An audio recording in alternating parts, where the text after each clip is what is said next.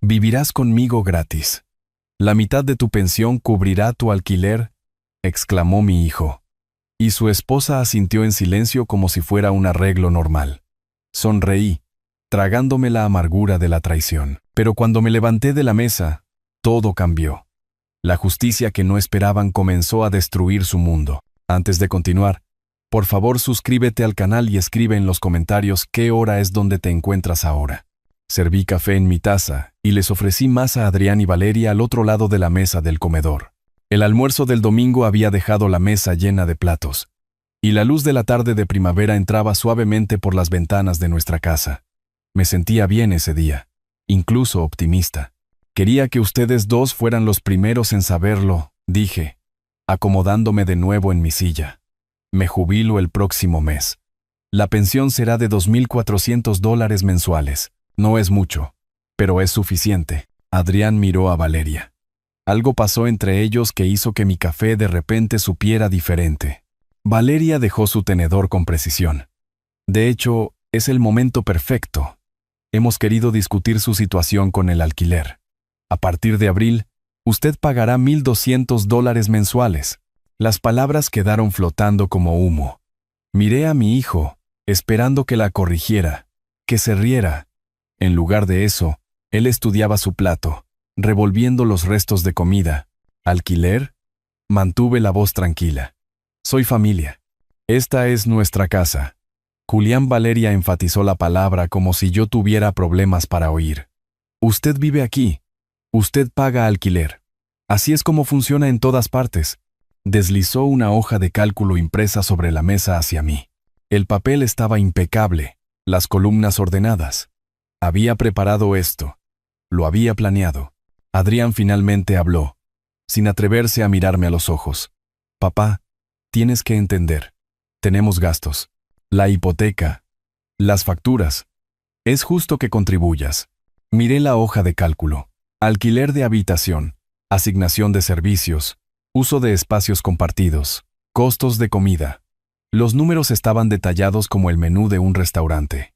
$1,200.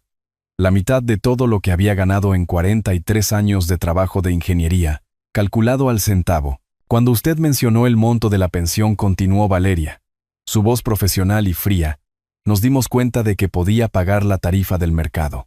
Su habitación, servicios, espacios compartidos, comida. $1,200 es en realidad generoso para este vecindario. Me levanté lentamente, empujé mi silla hacia atrás sin fuerza. Las patas rasparon contra el suelo de madera que había ayudado a Adrián a restaurar hacía 5 años. No dije nada. No levanté la voz, solo los miré a ambos, mi hijo evitando mi mirada. Su esposa observándome con la expresión de alguien que concluye una transacción comercial exitosa. Interesante, dije. La palabra salió plana, casi curiosa. Muy interesante, de hecho. Caminé hacia las escaleras, mis pasos medidos y deliberados. Detrás de mí, Valeria gritó. Necesitaremos el primer pago el 1 de abril. Faltan 3 semanas. No me di la vuelta. En mi habitación cerré la puerta con llave y me dirigí al armario. La caja de cartón estaba en el estante superior, donde había estado durante 15 años. Etiquetada con mi propia letra. Documentos de la casa. 2010. Mis manos estaban firmes mientras la bajaba y la llevaba a la cama. Los papeles se extendieron sobre el edredón como pruebas en la escena de un crimen. Cheque de caja por $340,000. Mi firma al final. Documentos de cierre de marzo de 2010. Mi nombre figuraba como comprador. Adrián Ruiz figuraba como titular. Los papeles de transferencia de título. Mi nota escrita a mano en papel de bloc de notas amarillo. Fechada el día del cierre. Para el futuro de mi hijo. Para que empiece con más ventaja que yo. Había pasado 42 años de mi carrera como ingeniero estructural. Calculando la capacidad de carga y los puntos de tensión. Entendiendo exactamente cuánto peso podía soportar una cimentación antes de agrietarse. Quería que Adrián construyera su vida sobre terreno firme. En lugar de eso, le había construido un arma. La hipoteca con la que decían tener problemas no existía. Había pagado en efectivo. Las facturas que necesitaban ayuda para cubrir eran de una casa que no les costó nada. Y ahora querían la mitad de mi pensión por el privilegio de dormir en una habitación que yo había comprado con mi propio dinero, en una casa que le había entregado a mi hijo como regalo porque creía que un padre debía ayudar a sus hijos a tener éxito. Me senté al borde de la cama, con el cheque original en la mano. $340,000. Hace 15 años. Eso era casi todo lo que tenía ahorrado. Había vivido en un apartamento tipo estudio durante 2 años después, reconstruyendo mis ahorros, diciéndome que valía la pena porque Adrián tendría seguridad. Desde abajo, oí risas. Adrián y Valeria. Las voces llegaban a través de los conductos de ventilación. Algo era gracioso. Algo les había divertido. Miré los papeles extendidos ante mí, cada uno un fragmento de prueba. Mi firma, mi dinero, mi nombre en cada documento importante excepto en el que más importaba, el título de propiedad. Había pasado 4 décadas leyendo planos, identificando debilidades estructurales, entendiendo exactamente dónde se necesitaba aplicar presión para derribar lo que debía caer. Había sido entrenado para ver lo que otros pasaban por alto, para calcular las fuerzas invisibles que mantenían las cosas unidas o las destrozaban.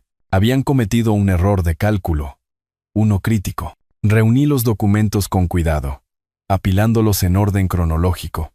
El cheque encima mostrando el monto total, luego el acuerdo de compra, la declaración de cierre, la transferencia de título, cada hoja de papel un muro de carga en la estructura de su error. Abajo, las risas continuaban. Las escuché de la misma manera que una vez había escuchado el sonido del metal bajo tensión, detectando la frecuencia que señalaba un fallo inminente.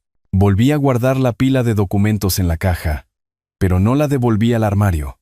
En lugar de eso, la puse en mi escritorio, al alcance de la mano. Los necesitaría pronto, muy pronto. La carta de la pensión del Estado estaba en el cajón de mi mesita de noche. La saqué y la leí de nuevo, aunque me sabía cada palabra de memoria. $2,400 mensuales a partir del 1 de abril. Faltaban 3 semanas. 3 semanas hasta que esperaban que les entregara la mitad. Doblé la carta y la puse con los documentos de la casa. Luego me senté en la silla junto a la ventana, observando cómo la luz de la tarde se desvanecía en la noche. Mi habitación se oscureció. No encendí la lámpara. No me habían pedido que me fuera. Habían hecho algo peor. Habían decidido cobrarme por un regalo. Monetizar la generosidad. Convertir el amor en una transacción mensual. Habían calculado mi valor en dólares y habían descubierto que era convenientemente igual a la mitad de mis ingresos. Me senté en la oscuridad creciente, sosteniendo un trozo de papel que valía más que la integridad de mi hijo. Abajo, se reían. No bajé a cenar esa noche. Tenía trabajo que hacer. A la mañana siguiente, encontré un documento impreso junto a mi taza de café. Reglas y expectativas de la casa estaba centrado en la parte superior en negrita. Horario de silencio entre las 10 de la noche y las 7 de la mañana. Horario de acceso a la cocina. Valeria tenía prioridad por la mañana. Yo podía usarla después de las 8:30. Pautas de uso de espacios compartidos. El televisor de la sala era de ellos. Yo debía ver programas en mi habitación. Valeria apareció en la puerta, ya vestida para su trabajo en la oficina de facturación médica. Solo un poco de estructura, dijo. Hace que todo sea más claro para todos. Tomé el papel, lo doblé una vez y lo deslicé en el bolsillo de mi camisa. Claro es bueno, dije. Se fue sin decir una palabra más. Adrián bajó 10 minutos después. Agarró una taza de viaje y salió.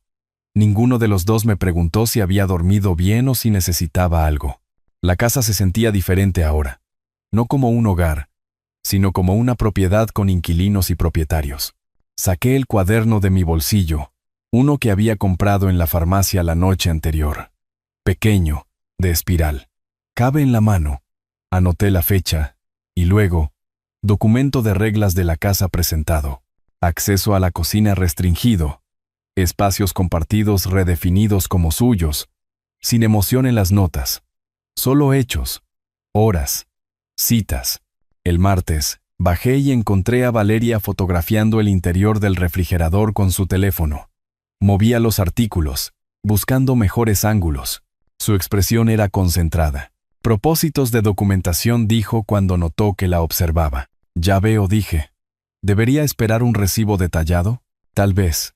Veremos cómo va abril. Anoté eso también. Hora. Fecha. Sus palabras exactas. El inventario del refrigerador. La implicación de que mi consumo de alimentos estaba siendo medido contra algún estándar que ella había establecido. Esa tarde, mientras ambos estaban en el trabajo, caminé 3 cuadras hasta un banco diferente al que siempre habíamos usado.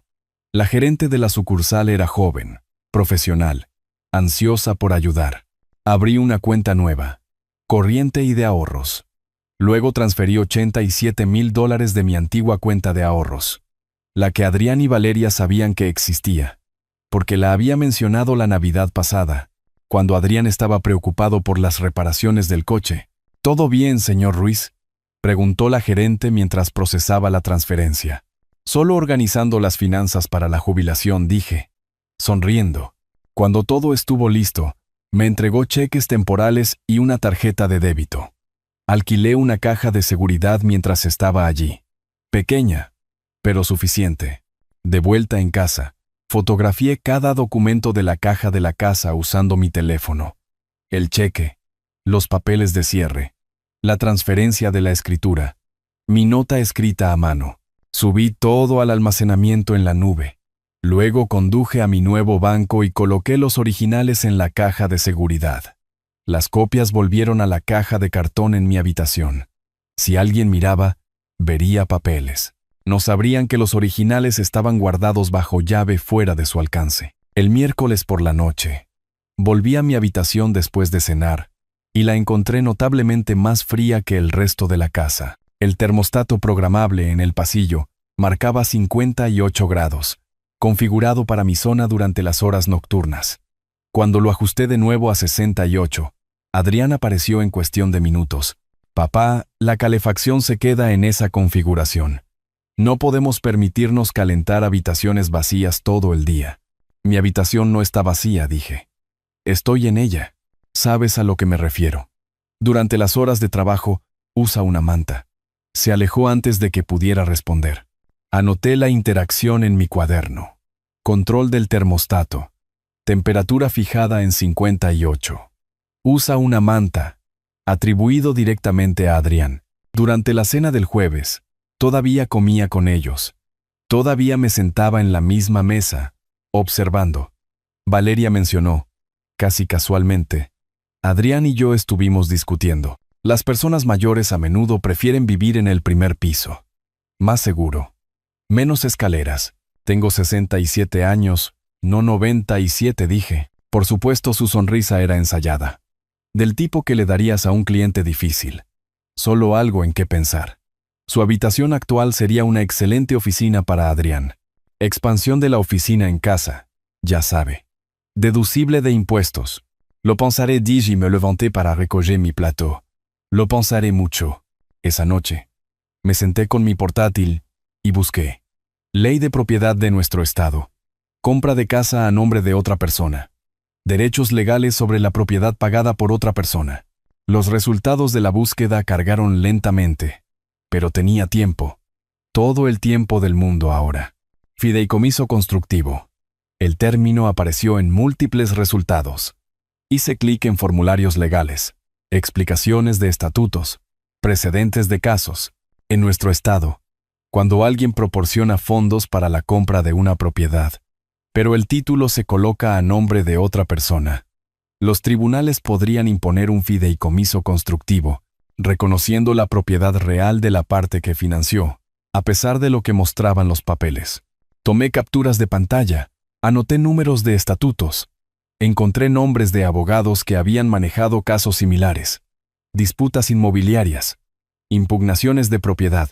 23 abogados solo en la ciudad se especializaban en esta situación exacta. El viernes por la mañana, después de que Adrián y Valeria se fueran a trabajar, leí todo de nuevo. La ley era clara. La documentación era clave.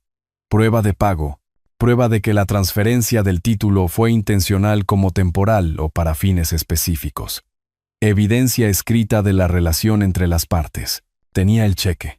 Tenía los documentos de cierre. Tenía mi nota escrita a mano explicando que el regalo era para el futuro de mi hijo, no una transferencia incondicional de propiedad. Tenía un patrón de comportamiento, viviendo en la casa durante 15 años sin que me cobraran alquiler hasta el momento en que mencioné los ingresos de la pensión. El sábado, Adrián sugirió que habláramos sobre el 1 de abril después del desayuno. Valeria había impreso otra hoja de cálculo. Esta mostraba los gastos mensuales de los que yo sería responsable. $1,200 de alquiler y comida. Pero había partidas para servicios adicionales. Uso de lavandería, acceso al garaje, uso del espacio del jardín. Estos no están incluidos en el alquiler base, explicó. Pero si los quiere, podemos negociar las tarifas. Miré a mi hijo. Estaba desplazándose por su teléfono, sin siquiera fingir prestar atención a su esposa, sacándole dinero a su padre como si yo fuera un inquilino disputando cargos de servicios públicos. Revisaré esto, dije, tomando el papel. Te daré una respuesta pronto. El domingo por la noche, tarde, me senté en mi escritorio con el cuaderno, las hojas de cálculo impresas, las capturas de pantalla de los estatutos legales y una lista de nombres de abogados con sus números de teléfono. Lo había organizado todo por fecha, por categoría, por relevancia. Jaime Morales, abogado inmobiliario, disputas de propiedad, 20 años de experiencia. Su sitio web mostraba una práctica centrada específicamente en impugnaciones de títulos y conflictos de propiedad. Las reseñas elogiaban su minuciosidad, su disposición a tomar casos que otros consideraban difíciles. Su oficina estaba en el centro, en la Quinta Avenida. La tarifa de consulta era de $200. El número de teléfono aparecía claramente en la parte superior de la página. Lo anoté en mi cuaderno, subrayándolo 2 veces. Mañana era lunes. Las oficinas abrían a las 9. Llamaría a las 9:15, después del ajetreo de la mañana, cuando alguien tuviera tiempo de escuchar con atención. Hice clic en la foto de perfil de Morales. Un hombre de unos 50 años. Cabello canoso. Expresión seria. Su biografía mencionaba experiencia en ingeniería antes de la Facultad de Derecho. Ingeniería estructural. Específicamente, él entendería los planos, entendería los cimientos, entendería lo que sucedía cuando construías algo y luego alguien más lo reclamaba. Cerré el portátil y miré mi teléfono. El número del abogado brillaba en la pantalla. Mañana haría una llamada que lo cambiaría todo. Llamé a la oficina de Jaime Morales a primera hora de la mañana. Su secretaria me programó para las 2 en punto. A las 9:30, ya tenía mi carpeta organizada. Los documentos ordenados cronológicamente. Los recibos de reparaciones agrupados por separado. Mis notas de la semana sujetas a la cubierta interior. Me puse una camisa de vestir y una chaqueta. Esto no era un asunto casual. Estaba contratando a un profesional para reclamar lo que me pertenecía. Voy a salir, le dije a Adrián mientras recogía sus cosas para el trabajo. Apenas levantó la vista. Claro, papá. Tomé el autobús al centro. El coche compartido habría sido más rápido, pero prefería mantener mis movimientos sin llamar la atención. El autobús me dejó a 3 cuadras del edificio de oficinas en la Quinta Avenida, 12 pisos más arriba, según el directorio en el vestíbulo. El ascensor subió lentamente, deteniéndose en varios pisos. Para cuando llegué a Morales y Asociados, sentí que la importancia del momento se asentaba sobre mí como un peso que había elegido llevar. La recepción era profesional pero no ostentosa. Jaime Morales apareció a los pocos minutos de mi llegada. De unos 50 y tantos años, canas en las sienes, gafas de lectura colgando de un cordón alrededor de su cuello. Me estrechó la mano con firmeza. Señor Ruiz, entré. Su sala de conferencias tenía ventanas con vistas a la ciudad. Me indicó una silla y se sentó frente a mí, acercando un bloc de notas legal. Cuénteme qué está pasando, dijo. Extendí los documentos sobre la mesa. El cheque de caja primero. $340,000, fechado en marzo de 2010. A nombre de la compañía de títulos. Mi firma al final. Jaime lo recogió. Lo estudió a través de sus gafas de lectura. Esto es de su cuenta personal. ¿Puede verificar que los fondos se originaron con usted? Sí. Trabajé 42 años como ingeniero estructural. Ahorré específicamente para comprar una casa al contado. Sin hipoteca. Dejó el cheque con cuidado. Tomó los documentos de cierre. Y puso el título a nombre de su hijo. ¿Por qué? Pensé que lo estaba ayudando a establecer crédito, a construir patrimonio. Pensé que estaba siendo un buen padre. Jaime no reaccionó a la amargura en mi voz. Solo tomó notas. Pasó al siguiente documento, la transferencia de la escritura que mostraba a Adrián Ruiz como único propietario. Mi nombre no aparecía en el título. Eso complica las cosas legalmente, dijo, pero no elimina su reclamo. La doctrina del fideicomiso constructivo existe precisamente para situaciones como esta. Pasó 20 minutos revisando todo, los papeles de la compra, los extractos bancarios de 2010 que mostraban el retiro, 15 años de recibos de reparaciones, reemplazo del techo, $12,000, sistema de climatización, $8,500, renovación de la cocina, $15,000, todo pagado por mí, todo documentado con mi nombre en las facturas y cheques cobrados. Cuando terminó, se echó hacia atrás y se quitó las gafas. ¿Cuáles son mis posibilidades?, pregunté. 60-40 a su favor, tal vez 65-35 con esta documentación. Los tribunatos de nuestro estado reconocen los fideicomisos constructivos cuando alguien proporciona los fondos de compra, pero el título va a otra parte. Su evidencia es sólida. Usted financió la compra. Usted mantuvo la propiedad. Tiene registros escritos que abarcan 15 años, pero costará tiempo y dinero. Un anticipo de $8,000, probablemente de 15 a 20,000 en total antes de que terminemos.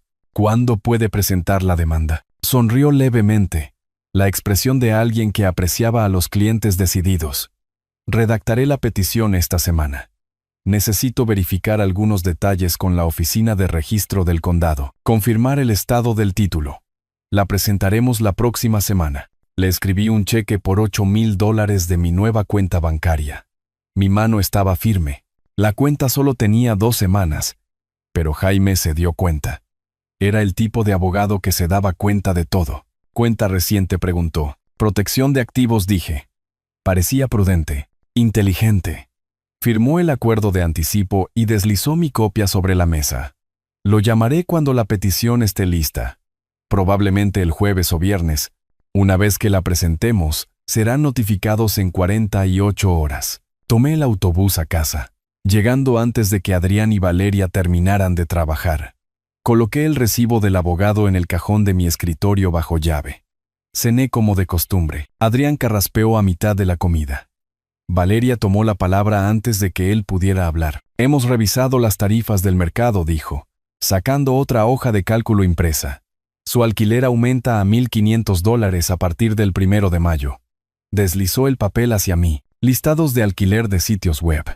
Habitaciones comparables en casas de la ciudad. Precios que oscilaban entre $1,700 y $1,900 mensuales. Miré la hoja de cálculo. Los números estaban resaltados, organizados en columnas. De apariencia profesional.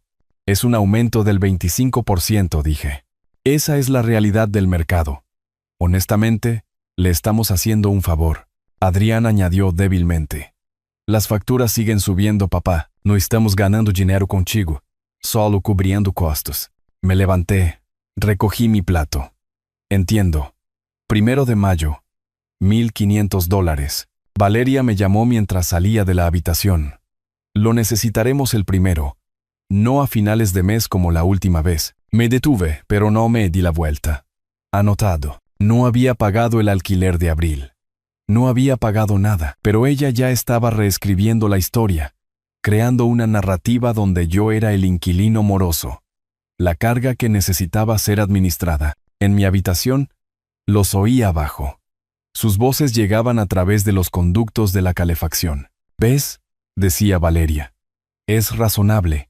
Deberíamos haber hecho esto hace meses. Adrián murmuró algo que no pude entender. Para el próximo año, probablemente podamos subirlo a 2,000, continuó Valeria. No se irá a ninguna parte. ¿A dónde iría? Abrí mi cuaderno. Escribí la fecha. 6 de abril. Luego, abogado contratado. Jaime Morales. Anticipo de $8,000. Petición se presenta la próxima semana. Nueva línea. Alquiler aumentado a $1,500. Efectivo el 1 de mayo. V. Sugiere aumentar a $2,000 el próximo año. Sus voces subían, celebrando lo que pensaban que era una victoria. Adrián se rió de algo. El sonido resonó en los conductos. Añadí otra entrada. Patrón establecido. Demandas incrementales. Confianza creciente. Explotación a largo plazo planeada. Jaime presentaría la petición la próxima semana. Probablemente el jueves. Serían notificados para el sábado. Que celebraran mientras pudieran. Jaime dijo que necesitaba testigos que corroboraran. Sabía exactamente por dónde empezar. La casa de Patricia Hernández era un espejo de la mía en cuanto a distribución. Mismo constructor, mismo año, mismo plano, invertido. Había vivido allí desde 2010. Se mudó 2 meses antes de que yo comprara mi casa. Habíamos sido vecinos durante 15 años, amigables sin ser intrusivos. Ella conocía mis hábitos. Me había visto mantener la propiedad, contratar contratistas, encargarme de cada reparación personalmente. Crucé el césped entre nuestras casas a media mañana de un miércoles. Adrián y Valeria estaban en el trabajo. El sol de abril era cálido. La hierba aún estaba húmeda por la lluvia de la noche anterior. Patricia me vio por la ventana y abrió la puerta antes de que pudiera tocar. Julián dijo, con preocupación inmediata en su voz, «He querido ver cómo estabas. ¿Está todo bien?» He notado tensión. ¿Tienes unos minutos?, pregunté. Por supuesto. Entra. Su cocina olía a café. Sirvió 2 tazas sin preguntar. Las puso sobre la mesa. Nos sentamos uno frente al otro, la luz de la mañana entrando por su ventana. ¿Cuánto tiempo llevas viviendo aquí?, pregunté. 15 años. Este junio. Me mudé 2 meses antes de que compraras tu casa. Estudió mi rostro. ¿Qué pasa? ¿Recuerdas cuando compré la casa? Absolutamente. Su voz era firme, sin vacilación. Estabas tan orgulloso. Me dijiste que habías ahorrado toda tu carrera para ello. Pagaste en efectivo, sin hipoteca. Tu hijo te visitaba a veces, pero esta siempre fue tu casa. Todo el mundo lo sabía. Saqué mi blog de notas y un bolígrafo. ¿Estarías dispuesta a escribir eso? ¿Firmarlo? La comprensión apareció en sus rasgos. ¿Están afirmando que es de ellos? ¿Después de todo lo que has hecho? Alcanzó el bolígrafo. Dame papel. Escribiré cada detalle que recuerdo. Pasó 20 minutos escribiendo, su letra pulcra y deliberada. Lo fechó, lo firmó y me lo pasó por la mesa. Estoy feliz de testificar, dijo con firmeza. Lo que están haciendo no está bien. Te he visto reparar ese techo, reemplazar el calentador, renovar la cocina. Adrián aparece ocasionalmente. Su esposa apenas saluda a los vecinos. Esa casa es tuya, Julián. Todos en esta calle lo saben. Fotografié su declaración con mi teléfono. Le di las gracias. Guardé el original en mi carpeta. Esa tarde, me reuní con Miguel Torres en una cafetería del centro. Tasador licenciado, 30 años de experiencia según su sitio web. Lo había llamado esa mañana. ¿Qué motiva la tasación?, preguntó, sacando su tableta. Venta, refinanciación, planificación patrimonial, asunto legal. Necesito una valoración oficial. Entendido. Sin juzgar. Solo eficiencia profesional. Necesitaré acceso a todas las habitaciones, incluyendo el sótano y el ático. ¿Cuándo le viene bien? Mañana, a las 10 de la mañana. Los otros ocupantes estarán en el trabajo. ¿Otros ocupantes? Es complicado, dije. Por eso necesito la tasación. Miguel llegó precisamente a las 10 de la mañana siguiente. Pasó 2 horas midiendo habitaciones, fotografiando mejoras, anotando la calidad del mantenimiento. Me mantuve al margen. No influí en su evaluación. Fue minucioso, profesional. Exactamente lo que necesitaba. 3 días después, el informe de tasación llegó por correo electrónico. Valor de mercado actual, $520,000. La casa se había revalorizado en $180,000 desde que la compré. Una inversión que había financiado por completo, mantenido personalmente, mejorado sistemáticamente. Le reenvié el informe a Jaime Morales. Luego me dediqué a otra investigación. Esa noche, Busqué en los registros de propiedad del condado en línea. Información pública accesible para cualquiera. Introduje la dirección de la casa y esperé a que se cargaran los resultados. El historial de compras apareció primero. Compra original, marzo de 2010. Precio, $340,000. Sin hipoteca registrada. Libre de cargas, exactamente como la había pagado. Luego, más abajo en la pantalla, una segunda entrada. Línea de crédito sobre el valor líquido de la vivienda. $80,000. Abierta en marzo de 2024. Prestamista. Banco del Noroeste. Me quedé mirando esa entrada durante mucho tiempo. Adrián había pedido dinero prestado contra la casa. Había pedido prestados $80,000 usando el patrimonio que yo había creado, sin decírmelo, sin pedir permiso. Hice clic más profundo en los registros del tribunal, buscando cualquier presentación relacionada. Encontré una fechada hace 6 semanas. Aviso de incumplimiento. Banco del Noroeste contra Adrián Ruiz. Prestatario con 3 pagos atrasados en la línea de crédito sobre el valor líquido de la vivienda.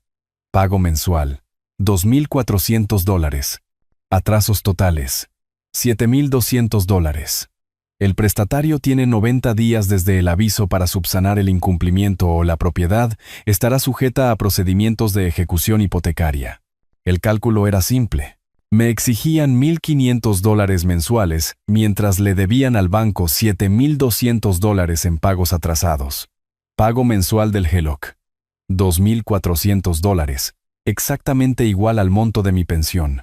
No eran codiciosos, estaban desesperados, ahogándose, e intentando usarme como balsa salvavidas. Me recosté de la computadora portátil, procesando. Adrián había sacado un préstamo de $80,000 hacía 14 meses. No podía mantener los pagos. Se enfrentaba a una ejecución hipotecaria en 90 días a menos que se pusiera al día con los atrasos y reanudara el pago de $2,400 mensuales. Por eso la exigencia de alquiler llegó exactamente cuando lo hizo. Por eso habían calculado $1,200 con tanta precisión. La mitad de mi pensión. Por eso Valeria lo había aumentado a $1,500 esta semana. Necesitaban más rápido. Habían apostado con una casa que no compraron, usando un patrimonio que no crearon, y ahora necesitaban que yo los rescatara. Redacté un correo electrónico para Jaime Morales. Asunto: evidencia adicional. Urgente. Adjunté el informe de tasación, la captura de pantalla del HELOC, la captura de pantalla del aviso de ejecución hipotecaria, texto del cuerpo. Propiedad actualmente valorada en $520,000. El titular tomó un HELOC de $80,000 en marzo de 2024 sin mi conocimiento. Actualmente en incumplimiento, $7,200 en atrasos, enfrentando ejecución hipotecaria. Esto explica su repentina demanda de pagos de alquiler. Por favor, llame cuando le sea conveniente. Esa noche, Adrián se cruzó conmigo en el pasillo. Papá, ¿vino alguien hoy? Un vecino mencionó haber visto un coche. Un tasador de propiedades, dije con calma. Para mis registros, ¿un tasador? ¿Por qué? Asunto personal. Continué hacia mi habitación. Cerré la puerta. Oí la voz de Valeria desde la cocina, suspicaz. ¿Para qué necesita una tasación? Adrián respondió, incómodo. No lo sé. Quizás para el seguro. A las 11 de la noche, abrí mi portátil por última vez. El correo electrónico a Jaime estaba en mi carpeta de borradores. Todos los archivos adjuntos verificados. Lo revisé una vez más. Luego presioné enviar. El mensaje zumbó en la noche. 4 archivos adjuntos que transformaban el caso de una disputa de propiedad a una catástrofe financiera. Adrián y Valeria no eran solo ladrones. Estaban desesperados, hundiéndose, intentando arrastrarme con ellos. Cerré el portátil. Jaime vería esto por la mañana. Jaime me llamó antes de las 8 de la mañana siguiente. Su voz tenía una cualidad diferente, más aguda, más enérgica. Julián, el paquete de pruebas que enviaste es excepcional. La declaración de Patricia establece la línea de tiempo perfectamente. La tasación muestra el valor actual en $520,000. ¿Y ese aviso de ejecución hipotecaria? Esa es una palanca que no podríamos haber anticipado. ¿Cuándo presentas la demanda? Pregunté. Hoy. Estoy terminando la petición ahora. Serán notificados en 48 horas. Probablemente el jueves. Acerqué mi cuaderno. Anoté la línea de tiempo. ¿Qué pasa después de que sean notificados? Tienen 30 días para responder. Contratarán a un abogado. Presentarán una respuesta. Tal vez una contrademanda. Luego comenzamos el descubrimiento. Deposiciones. Interrogatorios. Producción de documentos. El proceso de litigio estándar. ¿Cuánto tiempo hasta la resolución? De 4 a 6 meses si luchan hasta el final. Podríamos llegar a un acuerdo antes si son lo suficientemente inteligentes como para reconocer que están expuestos. Jaime hizo una pausa. Una cosa más. Dada la situación de ejecución hipotecaria, son financieramente vulnerables. Eso generalmente hace que la gente se desespere. La gente desesperada toma malas decisiones. Mantente alerta. Pasaron 2 días. Mantuve una interacción mínima con Adrián y Valeria. 8 comidas en mi habitación documentaron sus miradas cada vez más hostiles. La casa se sentía como un campo de batalla durante un alto el fuego. Silencio temporal, enmascarando la violencia inevitable. El jueves por la tarde sonó el timbre. Adrián respondió. Oí voces desde mi habitación. Formales, transaccionales. Luego, pasos en las escaleras. Rápidos y pesados. ¿Qué es esto? Adrián apareció en mi puerta, con papeles en la mano. Detrás de él, el rostro de Valeria estaba pálido. Levanté la vista de mi libro. Documentos legales, supongo. ¿Nos demandaste? Valeria empujó a Adrián. ¿Realmente presentaste una demanda? Presenté una petición de fideicomiso constructivo. Sí. Adrián miró los papeles como si pudieran incendiarse. No puedes hacer esto. La casa está a mi nombre. Han pasado 15 años. Entonces no tienes nada de qué preocuparte. Volví a mi libro. Tu abogado puede explicarte el proceso. Se fueron sin decir otra palabra. Los oí abajo, extendiendo los documentos sobre la mesa del comedor. Sus voces llegaban a través de los conductos de ventilación, confundidos, enojados, asustados. Por la noche, habían consultado a alguien. Lo supe porque intentaron acorralarme en la cocina. Papá. Adrián carraspeó. Esto de la demanda se está yendo de las manos. ¿No podemos sentarnos, arreglar esto como familia? No me di la vuelta de la estufa. No podemos. Pero nuestros abogados pueden. ¿Realmente vas a hacer esto? La voz de Valeria tenía un filo más duro. ¿Demandando a tu propio hijo? Me volví entonces. La miré directamente a los ojos. Estoy reclamando una propiedad que compré. La relación es secundaria a la ley. ¿Secundaria? El volumen de Adrián aumentó. Soy tu familia. La familia no le cobra a la familia el 75% de sus ingresos por una habitación que ya posee. Tú redefiniste nuestra relación. Estoy aceptando tus términos, entonces lárgate. Adrián se acercó, con los puños apretados. Vete. Esta noche. No me moví. Eso es un desalojo ilegal. La ley de nuestro estado requiere un aviso por escrito de 30 días como mínimo, incluso para miembros de la familia. Desalójame ahora y presentaré una demanda adicional mañana. Inténtalo. Valeria agarró el brazo de Adrián. Era más inteligente. Vio la trampa. Vámonos. Se volvió en la puerta. Esto no ha terminado. No dije.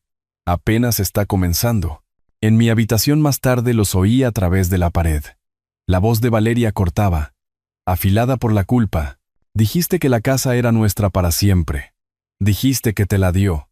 Adrián a la defensiva. Lo hizo. Han pasado 15 años.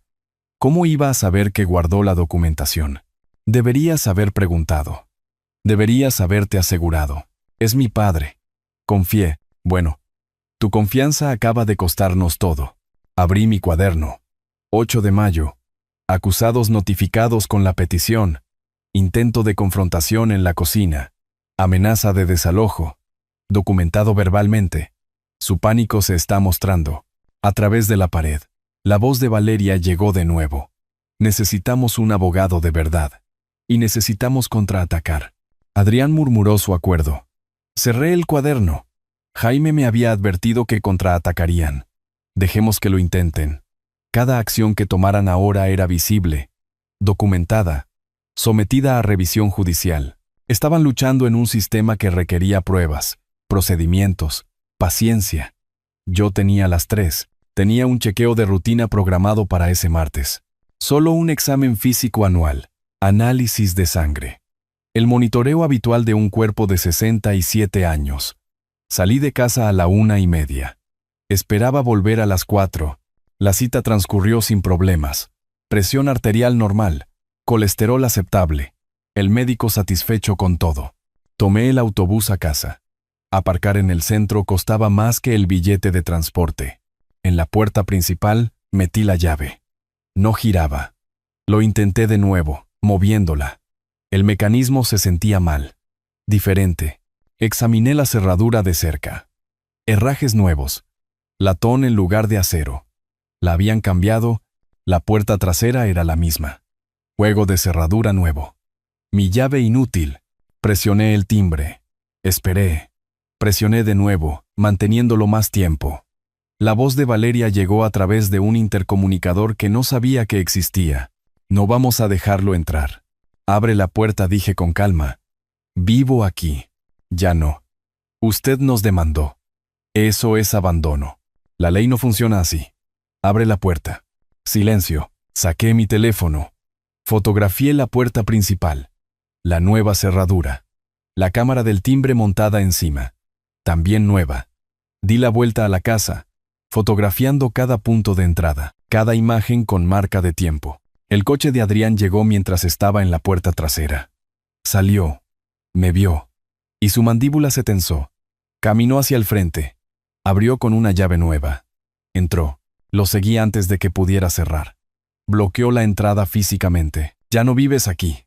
Vete o llamo a la policía. Levanté mi teléfono, grabando. Para que conste, has cambiado las cerraduras, impidiéndome acceder a mi residencia y pertenencias. ¿Eres consciente de que esto es un desalojo ilegal según la ley de nuestro estado? Demándame. Casi sonrió. Ah, espera. Ya lo hiciste. La puerta se cerró de golpe. El cerrojo hizo clic. Caminé hacia mi coche. Me senté dentro. Llamé a Jaime. ¿Hicieron qué? Su ira fue inmediata. ¿Cambiaron las cerraduras mientras estabas en una cita médica? Bloqueo completo. Tengo fotos. Grabación de audio de la confrontación. Perfecto.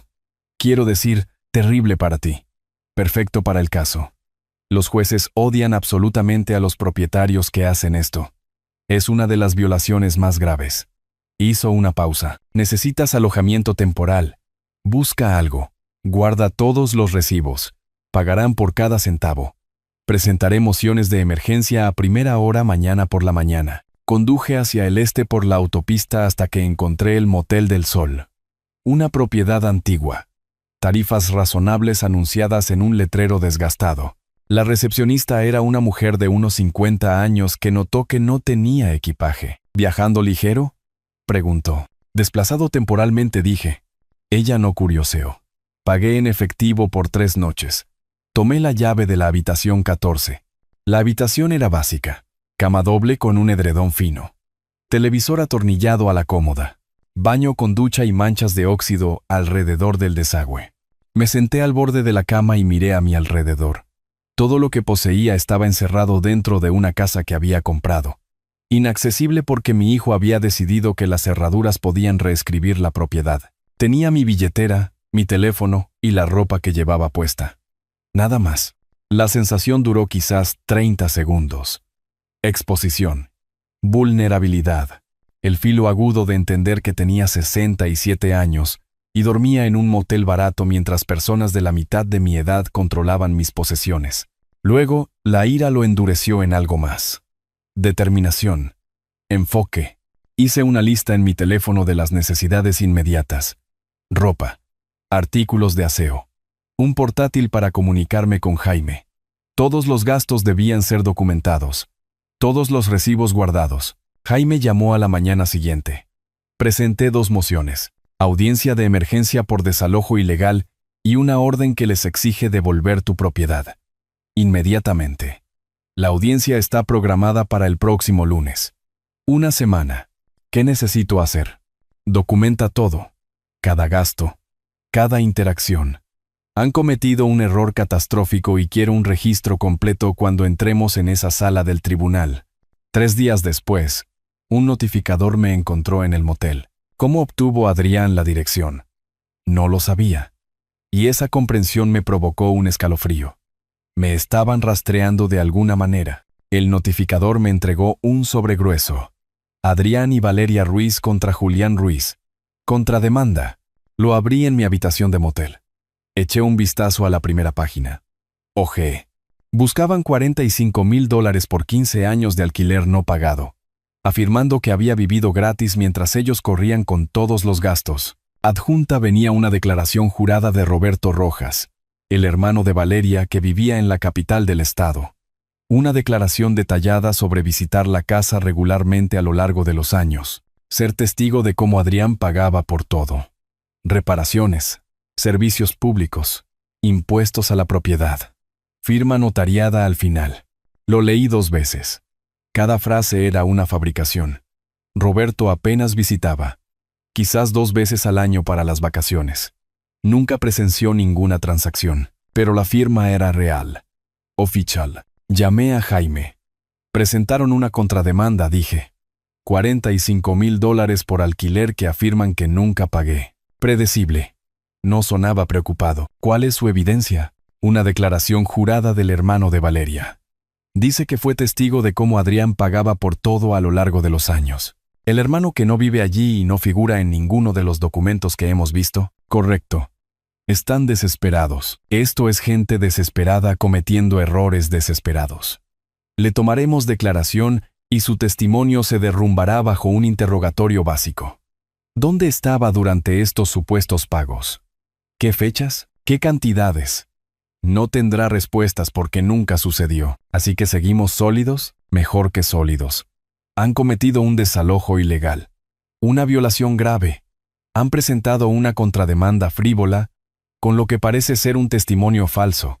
No están contraatacando eficazmente, están dando manotazos, y cada manotazo crea más evidencia en su contra. Me senté en la pequeña mesa de mi habitación de motel esa noche, portátil abierto, un modelo barato que había comprado en una gran tienda esa tarde.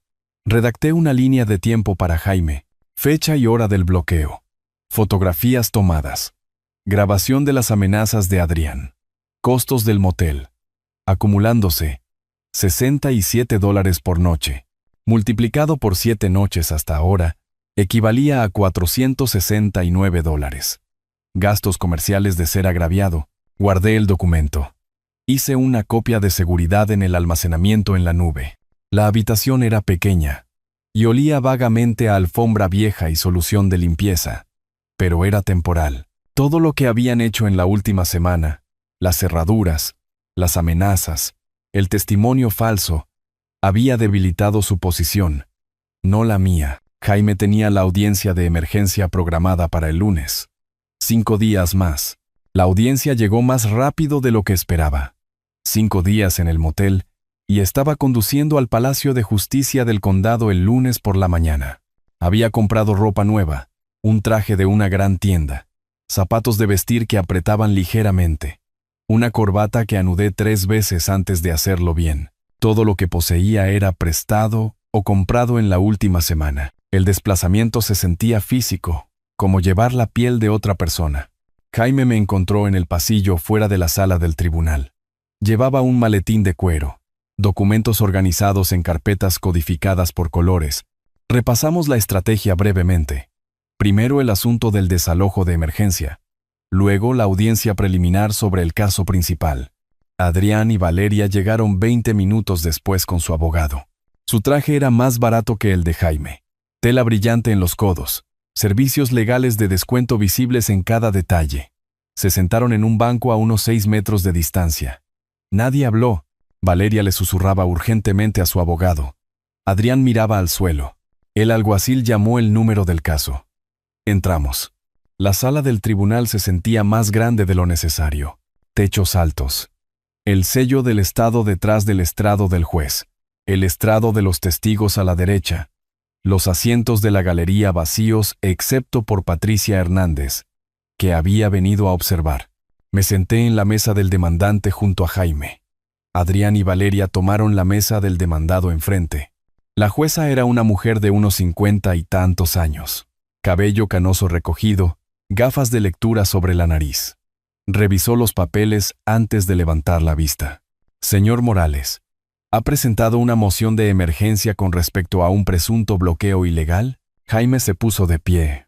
Sí, su señoría. Mientras mi cliente asistía a una cita médica, los acusados cambiaron todas las cerraduras, le negaron el acceso a sus pertenencias y amenazaron con involucrar a la policía si intentaba regresar. Presentó las pruebas fotográficas, imágenes con marca de tiempo de las cerraduras cambiadas, la nueva cámara del timbre, los puntos de entrada inaccesibles, luego la grabación de audio de la amenaza de Adrián.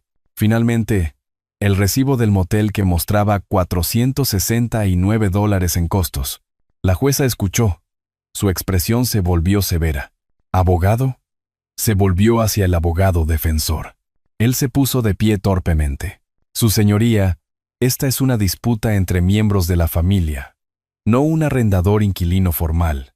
La ley de nuestro estado no distingue. La jueza lo interrumpió. El bloqueo residencial sin previo aviso es ilegal, sea familia o no. ¿Se proporcionó aviso? No. Pero, entonces el bloqueo fue inapropiado. Tomó una nota. Los acusados proporcionarán al demandante acceso para recuperar sus pertenencias personales dentro de las 24 horas, supervisado por un tercero neutral si lo prefieren. Los acusados también son responsables de los costos razonables de alojamiento temporal del demandante mientras se resuelve el caso principal. Adrián y Valeria intercambiaron miradas. Su abogado asintió, derrotado. Después de un breve receso, regresamos para la audiencia preliminar sobre la reclamación de fideicomiso constructivo. Ahora abordemos la petición principal, dijo la jueza. Señor Morales, describa el reclamo de su cliente. Jaime se puso de pie de nuevo. Su señoría, en marzo de 2010, Julián Ruiz compró la propiedad en esta dirección por $340,000 en efectivo. Puso el título a nombre de su hijo temporalmente, con la intención de ayudarlo a establecer crédito y patrimonio, no de transferir la propiedad. Presentó la fotocopia ampliada del cheque de caja original. La cámara de documentos lo proyectó en la pantalla, mi firma, los números de ruta del banco, la cantidad inconfundible. La jueza examinó el cheque físico de cerca, tomando notas. Jaime continuó con la carpeta de mantenimiento, 15 años de recibos organizados cronológicamente, reemplazo del techo, sistema de climatización, renovación de la cocina, impuestos a la propiedad, cada pago desde mis cuentas. Un total que excedía los $45,000. Y tenemos una declaración de la vecina, añadió Jaime. La jueza leyó el testimonio notariado de Patricia en voz alta. Extractos claves sobre verme actuar como ocupante principal y proveedor de mantenimiento. El abogado defensor se puso de pie. Su señoría, esto fue claramente un regalo de padre a hijo, un arreglo familiar estándar. No se requiere una escritura de donación formal para las transferencias familiares. 15 años de título a nombre del señor Adrián Ruiz establecen la propiedad. Jaime respondió de inmediato. Nunca se ejecutó ninguna escritura de donación. La ley de nuestro estado presume que alguien que paga por una propiedad retiene la propiedad a menos que se documente una clara intención de regalo. Además, los acusados exigieron recientemente $1,200, luego $1,500 mensuales de alquiler al demandante. No se le cobra alquiler a alguien que crees que recibió un regalo. Las cejas de la jueza se arquearon. Ese es un punto válido. La defensa presentó la declaración jurada de Roberto. Jaime objetó al instante. Su señoría, este testigo vive en la capital del estado. No estuvo presente en la compra de 2010. No tiene conocimiento personal de estas transacciones. Esto es un testimonio de oídas que respalda lo que parece ser un perjurio. La jueza se dirigió a Adrián directamente. Señor Ruiz, ¿contribuyó usted con fondos para la compra de $340,000 en 2010? Adrián vaciló. Miró a su abogado. No directamente, pero se entendía. Sí o no, por favor. No, su señoría. ¿Ha pagado los impuestos a la propiedad de esta residencia? Creo que Mi se encargó de eso. El reemplazo del techo en 2018, el sistema de climatización en 2016. La voz de Adrián se apagó. No, su señoría. La jueza se quitó las gafas, las puso sobre el estrado. Dada la documentación sustancial y las afirmaciones contradictorias, ordeno un examen forense de todos los registros financieros por un experto designado por el tribunal. El experto verificará la autenticidad de los documentos, rastreará las fuentes de los fondos y establecerá la línea de tiempo de los pagos. El informe debe presentarse en 4 semanas. Miró a ambas mesas. Este es un asunto serio. Las reclamaciones de fideicomiso constructivo son complejas. Necesito documentación verificada antes de tomar cualquier decisión. La próxima audiencia está programada para el 23 de junio. Salimos de la sala del tribunal en silencio. Afuera, en las escaleras del juzgado, vi a Adrián y Valeria discutir en el estacionamiento con su abogado. No podía oír las palabras, pero su lenguaje corporal era claro. Culpa, miedo, acusaciones volando entre ellos. Jaime estaba a mi lado. La jueza se está tomando esto en serio. Eso es bueno para nosotros. Los miré. 3 personas peleando por un barco que se hundía. Adrián gesticulaba salvajemente. Valeria le daba la espalda. Su abogado parecía agotado. Jaime tocó mi brazo. Vamos a llevarlo de vuelta a su lugar. Mañana organizamos la recuperación de sus pertenencias. Asentí. No era mi lugar. Una habitación de motel, pero temporal. La orden de examen de la jueza significaba algo. Significaba dudas sobre su historia. Significaba posibilidad. Había estado de vuelta en el motel 2 semanas. Mis pertenencias llenaban el pequeño espacio ahora. Ropa en el armario. Documentos en una caja de banquero en el escritorio. El portátil al lado. Esperar el informe del examinador forense se sentía como contener la respiración bajo el agua. Jaime llamó a media tarde de un martes. Su voz tenía esa cualidad urgente de nuevo. Julián, tenemos un problema. Adrián puso la casa en el mercado. Agarré mi portátil antes de que terminara la frase. ¿Hizo qué? Puesta en venta hace 3 días. $480,000. Por debajo del valor de tasación para una venta rápida. Te estoy enviando el enlace ahora. El correo electrónico llegó mientras hablábamos. Hice clic en el sitio web de bienes raíces. Escribí la dirección. Allí estaba. Mi casa. Fotos de habitaciones que había mantenido durante 15 años. Descripción enfatizando vendedor motivado. ¿Puede hacer eso? Pregunté. ¿Con el caso pendiente? Técnicamente, sí. Sigue siendo el titular. Pero podemos detenerlo. Necesitamos presentar una orden judicial de emergencia inmediatamente. Ya tienen 2 compradores interesados. Uno presentó una oferta preliminar. ¿Qué tan rápido se puede vender una casa? ¿En el mercado de la ciudad? ¿Con un precio por debajo del valor? Tal vez una semana. Por eso te llamo. ¿Puedes venir a mi oficina ahora mismo? Estoy redactando la moción. Salí en 5 minutos. En la oficina de Jaime. Lo observé escribir la moción de emergencia en la pantalla de su computadora. Lenguaje legal formándose en tiempo real. Cita de jurisprudencia. Afirmaciones fácticas. Reparación solicitada. Si la casa se vende a un tercero inocente antes de que nuestro caso se resuelva, explicó mientras escribía. Estamos en territorio complicado. Los nuevos propietarios no han hecho nada malo. Necesitamos congelar la venta. Ahora. Esbozó la base de la orden judicial. Yo tenía una reclamación legítima pendiente. La casa era propiedad en disputa. La venta me impediría recuperarla incluso si ganaba. Y los acusados intentaban liquidar el activo para evitar el juicio. Condujimos juntos al juzgado. Llegamos 30 minutos antes de que cerrara la oficina del secretario. Presentamos la moción con los documentos de respaldo. Pagué la tarifa de presentación de emergencia de $350. El secretario selló los papeles. Dijo que la jueza lo revisaría durante la noche. Jaime me llamó a las 8 de la mañana siguiente. La jueza programó una audiencia de emergencia para las 10. Misma sala. La sala de audiencias era más pequeña esta vez. Menos formal. La misma jueza de la audiencia anterior revisaba papeles en su estrado. Adrián y Valeria se sentaron con su abogado. Los tres parecían agotados. El agente inmobiliario también estaba presente, citado para asistir. Su abogado argumentó que sus clientes tenían derecho a vender su propiedad. Jaime contrarrestó con la reclamación de fideicomiso constructivo pendiente. El examen forense en curso. ¿Cómo la venta perjudicaría mi reclamo legítimo? La jueza le preguntó al agente directamente. ¿Está al tanto del litigio pendiente con respecto a esta propiedad? El agente se movió incómodo. Los vendedores no revelaron ningún litigio, su señoría. La jueza frunció el ceño. Señor Ruiz, le dijo a Adrián, puso a la venta una propiedad en disputa durante un litigio activo con un análisis forense ordenado por el tribunal en curso.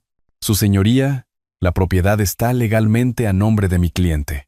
Comenzó su abogado. Mientras se examina la reclamación de fideicomiso constructivo, la voz de la jueza se agudizó.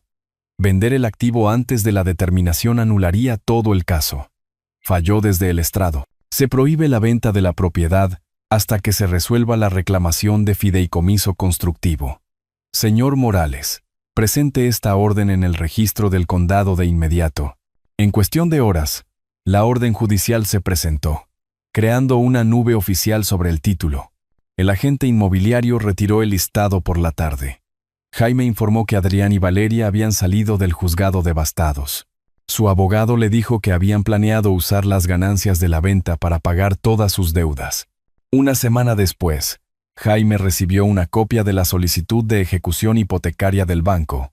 Registro público. El banco notificó formalmente a Adrián de los procedimientos de ejecución hipotecaria sobre la línea de crédito de $80,000. Ahora tenía 5 meses de atraso en los pagos, $12,000 en mora. El aviso le daba 90 días para subsanar el incumplimiento o perder la propiedad. En los días siguientes, noté signos de su colapso financiero. El BMW de Adrián había desaparecido. La vecina Patricia mencionó haber visto una grúa. Las joyas de Valeria aparecieron en venta en un sitio de ventas en línea. Sus compras de supermercado cambiaron a marcas más baratas. Me senté en mi habitación de motel una noche procesando la información. No podían vender la casa, no podían pagar sus deudas, no podían permitirse una batalla legal continua. Su posición se debilitaba a diario mientras la mía se fortalecía.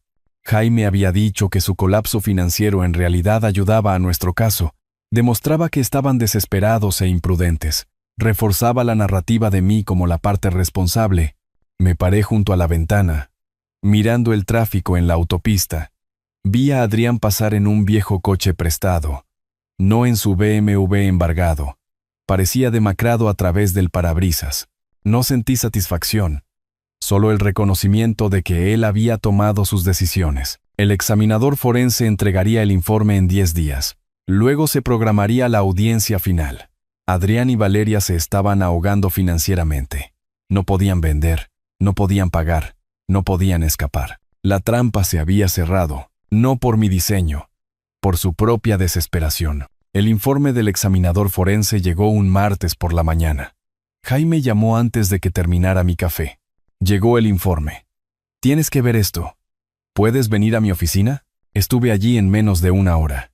Jaime tenía el informe impreso. 47 páginas con anexos, gráficos, análisis de expertos. Nos sentamos en su mesa de conferencias y leímos secciones clave juntos. Página 3. La conclusión del examinador. Toda la documentación proporcionada por el demandante verificada como auténtica. No se encontró evidencia de contribución financiera por parte del acusado Adrián Ruiz. Seguí leyendo. El cheque autenticado a través de los registros bancarios de la Reserva Federal. El análisis de firmas confirmó que yo había firmado los documentos de compra de 2010. Los recibos de mantenimiento verificados a través de los registros de los contratistas y referencias cruzadas de extractos bancarios. Los patrones de pago mostraban una financiación constante de mis cuentas durante 15 años. Luego la sección sobre la declaración jurada de Roberto. El examinador había encontrado los registros de la tarjeta de crédito de Roberto, que mostraban que estaba en la capital del estado en 3 fechas en las que afirmó presenciar pagos en la ciudad. Los registros de su empleador confirmaron que estaba trabajando esos días, en ningún lugar cerca de mi casa. Así que mintió, dije. «O Valeria le dio información falsa», dijo Jaime. «De cualquier manera, contradice la evidencia documental. La jueza verá eso». La segunda audiencia se programó para 3 días después. La sala del tribunal se sentía familiar esta vez. Misma jueza, mismas mesas, misma formalidad. El examinador forense se sentó en la galería. Un hombre mayor, barba canosa, maletín a su lado. La jueza lo llamó al estrado. Prestó juramento. Declaró sus credenciales. 30 años de experiencia en contabilidad forense. Testificó en más de 200 casos. Jaime lo guió a través de la metodología, técnicas de autenticación de documentos, referencias cruzadas de bases de datos, verificación de la línea de tiempo, análisis del flujo financiero. En su opinión experta preguntó Jaime, ¿quién financió la compra de la propiedad en esa dirección? Incuestionablemente, Julián Ruiz proporcionó el 100% de los fondos de compra y los costos de mantenimiento posteriores. El abogado defensor intentó atacar la metodología durante el contrainterrogatorio. ¿No podría este cheque haber sido reembolsado más tarde? No hay evidencia de ningún reembolso en 15 años de registros, dijo el examinador con calma. La jueza hizo sus propias preguntas. Doctor Ponce, ¿existe algún escenario en el que la afirmación de propiedad del acusado esté respaldada por evidencia financiera? Ninguno que pudiera encontrar, Su Señoría. La jueza tomó un receso de 30 minutos para revisar el informe completo. Esperamos en el pasillo. Adrián y Valeria se acurrucaron con su abogado, con aspecto sombrío. Nadie habló. Se reanudó la sesión. La jueza leyó su fallo preliminar en el acta. Basado en la evidencia forense presentada, este tribunal determina que el demandante ha establecido un fideicomiso constructivo. El acusado posee el título legal, pero el demandante es el propietario equitativo de la propiedad. Continuó. Con respecto al asunto del desalojo ilegal, el acusado violó las leyes de arrendamiento residencial de nuestro estado. Se le otorgan al demandante $12,000 por daños y perjuicios. Adrián se levantó de repente. «Esto no es justo. Era mi casa». La voz de la jueza se agudizó. «Señor Ruiz, tendrá la oportunidad de apelar. Siéntese». Audiencia final programada para dentro de 3 semanas para formalizar los detalles de la transferencia y los montos de compensación. Salimos de la sala del tribunal. Oí al abogado defensor hablando con Adrián y Valeria en el vestíbulo.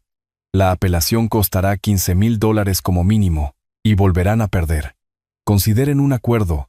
La voz de Valeria era aguda. No nos vamos a rendir. Apelaremos. Adrián asintió. Aunque la incertidumbre parpadeaba en su rostro, conduje de regreso al motel esa noche. Me senté en la pequeña mesa, leyendo la copia del informe forense de nuevo. La palabra incuestionablemente me llamó la atención en la página 12. Cerré el informe y abrí mi portátil. Encontré las fotos que había tomado en marzo, los documentos originales de mi armario, los que comenzaron todo. Hace 4 meses. Parecía más tiempo. 3 semanas más, había dicho Jaime. Luego la audiencia final. Luego a casa. Miré alrededor de la habitación del motel una vez más. Casi había terminado. 3 semanas pasaron como agua entre los dedos. Empaqué mi portátil y mis documentos esa mañana, sabiendo que era la última vez que me despertaría en esta habitación de motel. En la recepción, le entregué la llave a la empleada. Ella sonrió. ¿Se va para siempre? Sí. Finalmente, la audiencia final fue breve. La jueza leyó su fallo preparado en el acta. Lenguaje legal detallado, pero la conclusión era clara. Se determina que la propiedad en esta dirección, en esta ciudad, se mantiene en fideicomiso constructivo para el demandante Julián Ruiz. Esbozó los remedios. El acusado debe ejecutar una escritura de renuncia, transfiriendo el título al demandante. Pagar al demandante $420,000, que representan el precio de compra, los costos de mantenimiento, los daños y los honorarios legales. Adrián permaneció en silencio esta vez, mirando la mesa. Valeria le susurraba urgentemente a su abogado. Él negó con la cabeza. No quedaban opciones. Después de la audiencia, Jaime se acercó a su abogado en el pasillo. Mi cliente está dispuesto a discutir un acuerdo razonable. Nos reunimos en una sala de conferencias del juzgado. 4 personas alrededor de una mesa. Jaime presentó los términos. Yo tomaría el título. Pagaría la deuda bancaria de $80,000, evitando la ejecución hipotecaria. Ellos desalojarían en 30 días. Sin más reclamaciones. Su abogado expuso la realidad. Sin esto, el banco ejecuta la hipoteca en 6 días. La ejecución hipotecaria destruye su crédito durante 7 años. Deberán la deficiencia si la casa no cubre la deuda total. Esta es su mejor opción. La voz de Adrián era hueca. Aceptamos. Se redactaron y firmaron los papeles. El tribunal aprobó el acuerdo. Caso cerrado. Durante la siguiente semana, volví a mudar mis pertenencias gradualmente. Adrián y Valeria se mudaron simultáneamente.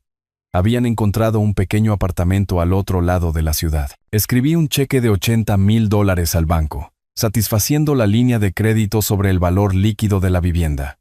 El banco liberó el gravamen. La compañía de títulos procesó la escritura de renuncia. Mi nombre apareció donde pertenecía. El día de la mudanza llegó a finales de agosto. Un camión de mudanzas profesional estaba estacionado frente a la casa. Adrián y Valeria cargaban cajas y muebles. Me senté en el porche con un café, observando. Adrián dejó una caja y caminó hacia el porche. Papá, deberíamos saber. Lamento que haya llegado a esto. Mantuve mi voz firme. Exigiste mi pensión. Cambiaste las cerraduras. Intentaste vender lo que no era tuyo. Paga por tus elecciones. Él asintió lentamente y volvió al camión. No pasaron más palabras entre nosotros. El camión se cargó. Adrián y Valeria se sentaron en su viejo sedán, reemplazo del BMW embargado. El motor arrancó. Se alejaron. Observé hasta que las luces traseras desaparecieron en la esquina. Me levanté y entré por la puerta principal. Mi puerta. Mi casa. Caminé de habitación en habitación. La sala de estar donde habían presentado sus demandas de alquiler. La cocina donde habían detallado mis costos de comida. Arriba, al dormitorio del que habían intentado reubicarme. Todo se sentía diferente ahora. Ganado a través de la evidencia y la ley, no dado a través de la generosidad. Preparé café en la cocina. La misma cocina donde Adrián había amenazado con desalojarme. Serví una taza. Añadí crema como me gustaba. La llevé al porche trasero. El sol de agosto era cálido. Los pájaros se movían entre los árboles del patio. El sonido de mi propia casa. Pacífico. Sin discusiones filtrándose por las paredes. Sin demandas deslizándose sobre las mesas. Solo propiedad tranquila. Pensé en llamar a Patricia para hacerle saber que estaba en casa. Pensé en llamar a Jaime para agradecerle adecuadamente, pero en lugar de eso simplemente me senté. El silencio era suficiente. 4 meses de documentación. Salas de tribunal. Habitaciones de motel y paciencia estratégica. 4 meses para reclamar lo que siempre había sido mío. Bebí un sorbo de café. Se había enfriado, pero no me importó. Adrián y Valeria estaban en algún lugar al otro lado de la ciudad, viviendo con las consecuencias. La casa era mía, legalmente ahora, coincidiendo con el patrimonio que siempre había tenido. La justicia, cuando finalmente llegó, no se había anunciado con fanfarria. Se asentó como el atardecer. Gradual, inevitable, correcta. El sol bajó, proyectando largas sombras sobre el patio. Mi patio. Mi casa. Mi vida. Reclamada. Había vivido 67 años. Y en algún momento aprendí que la justicia no se trata de venganza. Se trata de restauración. Ellos se habían ido. Yo estaba en casa. Eso era suficiente. Si te gustó esta historia, por favor dale me gusta a este video. Suscríbete al canal y comparte tus impresiones sobre esta historia en los comentarios. Para escuchar la siguiente historia, haz clic en el cuadro de la izquierda. Gracias por vernos.